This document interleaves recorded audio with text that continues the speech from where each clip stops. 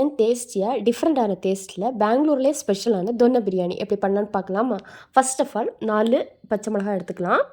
இஞ்சி, பூண்டு, கொத்தமல்லி, அதுக்கப்புறம் புதினா இவ்வளோத்தையும் போட்டு நல்லா கிரைண்ட் பண்ணி வச்சுக்கலாம். இன்னொரு குக்கரில் கொஞ்சமாக எண்ணெய் ஊற்றிட்டு, அதுக்கப்புறம் பிரியாணிக்கு உள்ள அந்த பட்டை, கிராம்பு இதெல்லாம் போட்டுக்கிட்டு, அதுக்கப்புறம் 4 வெங்காயம் அது நீள வாக்கில் கட் பண்ணிவிட்டு, அது கூடயே சிக்கன் ஒரு 400 கிராமு போட்டிருக்கேன். கூடவே மஞ்சள் பொடி, மிளகு பொடி, உப்பு இது இவ்வளோத்தையும் கூட ஆட் பண்ணிக்கலாம். தேவையான அளவு உப்பு ஃபஸ்ட்டே ஆட் பண்ணிக்கலாம்.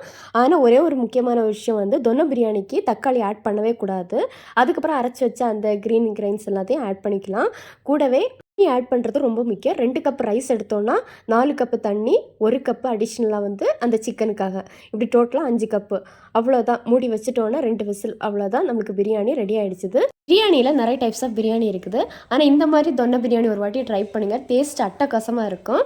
ட்ரை பண்ணிவிட்டு எனக்கு கமெண்ட்டில் பின் பண்ணுங்கள். தேங்க்ஸ் ஃபார் வாட்சிங். டாட்டா, பாய்.